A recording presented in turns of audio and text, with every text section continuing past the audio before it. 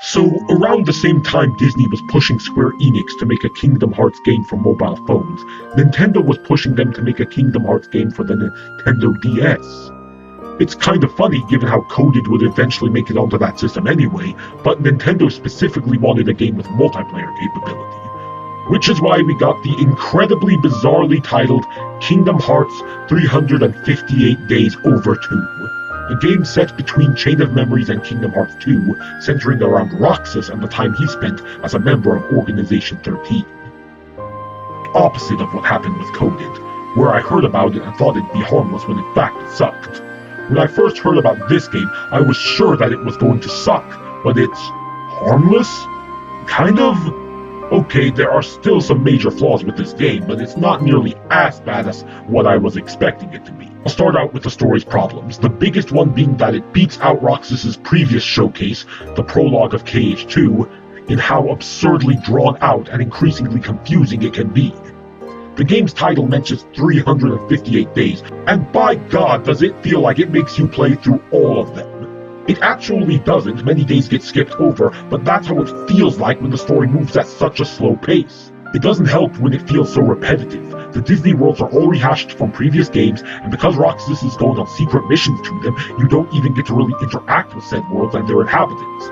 Stories in the Disney worlds are literally going on around Roxas, rather than him taking any sort of initiative to get involved himself. And once the mission is done, it's over to Twilight Town Clock Tower to eat some ice cream. Yeah, I didn't like this kind of scene when it happened in KH2 Final Mix, and here we get such scenes over and over and over again. If this wasn't bad enough, the main characters of this game are all members of Organization 13, so naturally they aren't very likable. Even our lead trio has problems in how they're portrayed. Roxas is sympathetic enough, but like I said before, his lack of initiative does little to endear him to players the same way that Sora did.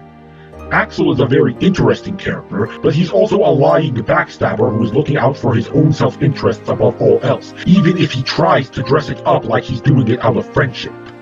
That kind of character works best as either a side character, like Axel was up until this game, or as the central protagonist, think Walter White from Light Yagami. But with how Axel is positioned here, it's like they're trying to do a balancing act of keeping him likable while also having to admit what a terrible person he is, and it doesn't always work. And yeah, let's talk about Xion.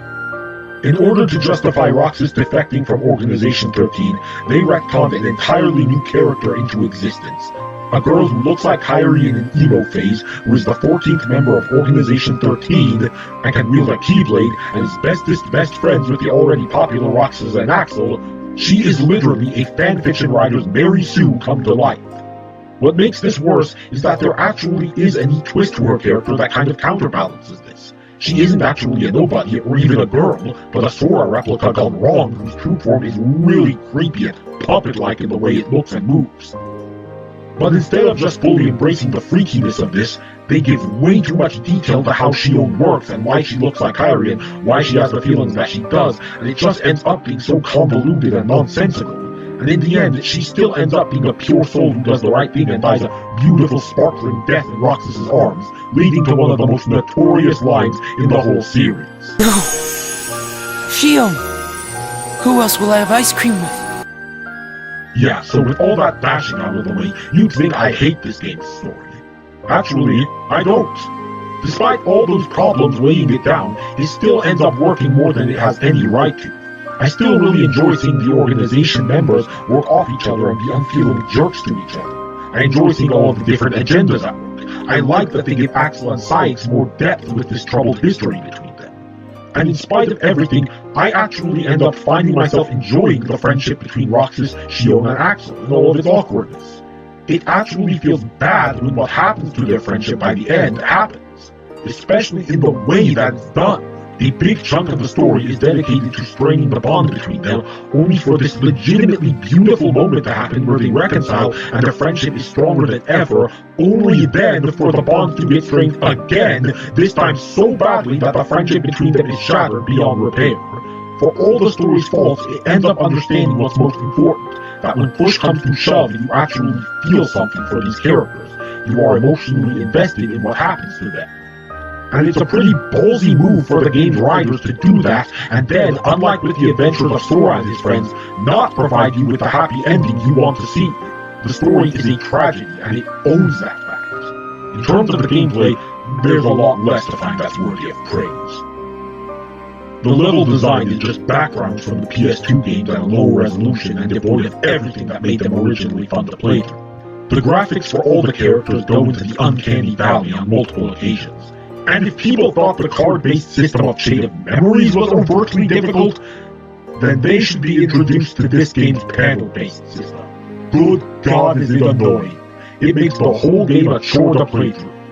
The only positive thing I can say is that after finishing the story mode at a good, strong, high level, the multiplayer mission mode where you can play as anyone from Organization 13 is actually a lot of fun. But given that the multiplayer component is what Nintendo was really interested in to start with, that's not too much of a surprise. Like with Recoded, 358 Days Over 2 got its own 3-hour cutscene movie adaptation in one of the HD collections. That way, fans could get caught up with the story and not have to play the game to do so. Surprisingly enough, the story is actually a lot weaker when in movie form and not in game form. As I said before, the story in the game moves at a snail's pace between all of the gameplay missions, but the emotional investment you end up having in Rox's, Axel, and Shion's friendship only really happens because of this, because you've been given more than enough time to care. Watching the movie on its own, I don't feel anything for the three of them by the time their story comes to a tragic ending, because the movie prioritizes plot over character. If you want to know the story, then the movie is just fine, but if you actually want to feel something from that story, you're better off playing the game. In the end, 358 Days Over 2 is a really difficult game to put a consensus on. Some love it, especially over in its native Japan. Others absolutely despise it. Others think it's alright, while others still just don't have any feelings about it either way.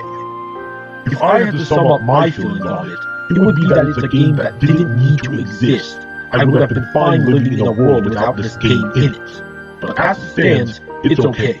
It's certainly a better Kingdom Hearts experience on the DS than Recoded, that's for sure. I'd say give it a try and see for yourself.